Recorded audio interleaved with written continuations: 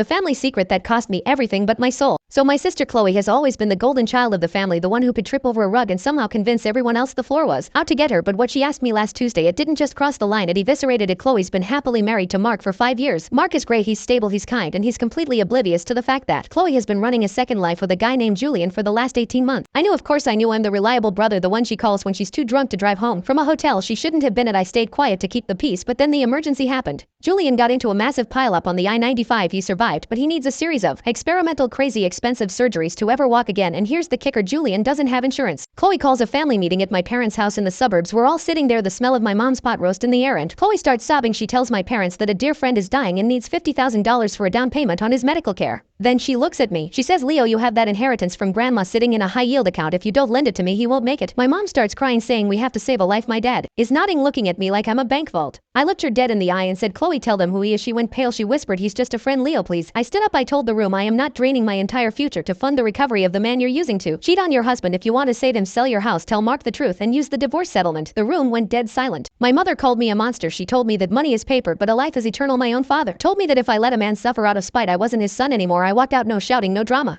Just left. That was 3 days ago. My phone has been blowing up with texts from my aunts, cousins, even neighbors calling me selfish, heartless, cold. But tonight I'm sitting in my apartment eating takeout in the quiet. My bank account is full, and for the first time in 26 years. So am I the jerk for not paying for my sister's double life? Or is the family first rule just a trap for the honest ones?